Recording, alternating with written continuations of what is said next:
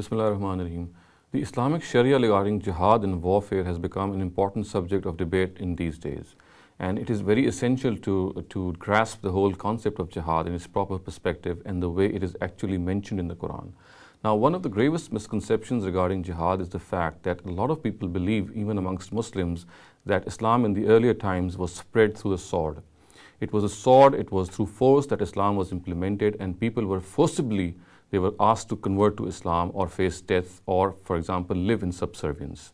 Now, this is something which is a persistent notion found amongst Muslims, and today also they think that since Islam was spread by the sword earlier on, so today also we should use this forcible method of converting people to Islam. Now, if we analyze this concept in the light of the Quran, we can very clearly come to the conclusion that it is something which has been erroneously interpreted. Now, Islam mentions, or the Quran primarily mentions, two types of jihad.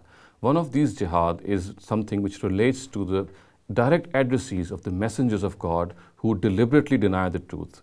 Now, these addressees are punished by God in the times of His messengers so that this whole exercise can become a corroboration, a substantiation for the reward and punishment which is going to take place in the hereafter. The other type of jihad which is mentioned in the Quran relates to persecution only, and it is this type of jihad which is conducted against countries who are oppressing their own subjects, who are oppressing their own citizens or some other citizens. So therefore, we must realize that in the earlier times, the jihad which was conducted by the sword relates to a divine practice. And as per this divine practice, people who deliberately deny the truth, who intentionally deny the truth, they are punished by the Almighty. Now, the last time that this punishment took place was in the time of the Prophet Muhammad sallallahu alaihi wasallam. We know that his jihad against disbelievers had some specific forms. First of all, it can be divided into three stages. We know that in the first stage, when he was in Mecca, he delivered the truth to them in its pristine form, and this took place before the idolaters primarily of Mecca. And when he moved to Medina, he delivered the truth or communicated the truth to the people of the book who inhabited Medina in that time. And in his own lifetime, therefore, he convinced these people, he conducted jihad against such people who were convinced of the truth and they still denied it. Now, as far as the lifetime of the Prophet was concerned, this was all.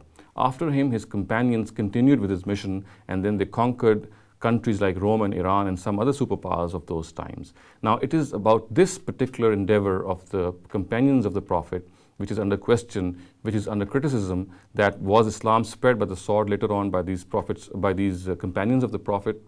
As I said, these companions of the Prophet were nothing, they were continuing the mission of the Prophet. The Prophet himself wrote letters to the heads of state of neighboring areas of Arabia and told them that he, as a messenger of God, has been sent by him and he is to deliver the truth before them, and if they do not surrender, then they will be punished in various categories.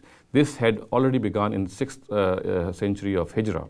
And after the departure or demise of the Prophet, since these letters had already been sent, and since in the lifetime of the Prophet, truth had been conclusively conveyed to the people of Arabia, this whole endeavor itself became an exercise to convey the truth conclusively to people, to surrounding area people to whom these letters had been written. Now, one can ask that these letters were specifically meant for the rulers of those countries. Of course, they were meant for the rulers of the countries. But if in those times, later times, when the Sahaba attacked these countries and they asked them to either submit to the force of Islam or to pay jizya, the primary thing was that even in those times, in those affairs, if those people asked for asylum, or if they wanted to, for example, study Islam more or to gain some out of Islam, they were provided with this opportunity. It was not forced upon them. They were provided this opportunity, and only if they were convinced of it and they still denied it. Of course, this denial was already something which was apparent, because in the times of the Prophet himself, truth had been conclusively conveyed to them, because the whole exercise had been practiced, it had materialized in the Arabian Peninsula.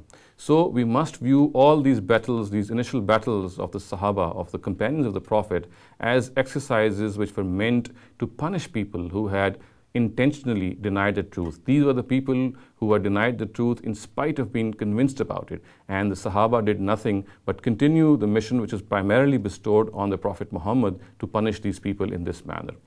So it is absolutely certain that it is erroneous to believe that Islam was spread by the sword.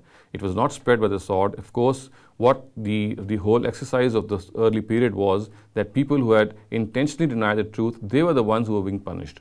So a forcible conversion is not something which can be derived from that. It is something which what can be derived actually from this whole episode is that people who are convinced of something and they still do not accept it, then they are punished. Now the idolaters were punished by facing death because of course they knowingly and willingly associated partners with God. However, people who were the people of the book who were primarily monotheists, their lives were spared if they submitted to the might of Islam and they were willing to pay jizya. So these whole battles in which jizya was imposed on the people of the book or people who resembled the people of the book, they were all part of that divine practice in which the Almighty punishes people through His messengers and the companions of these messengers, people who intentionally and deliberately deny the truth. These wars or these endeavors have nothing to do with spreading of Islam. They are primarily divine punishment which is meted out to people who, as I said, are convinced of the truth and they still deny it. أقول قولي هذا واستغفر الله لي ولكم ولسائر المسلمين والمسلمات.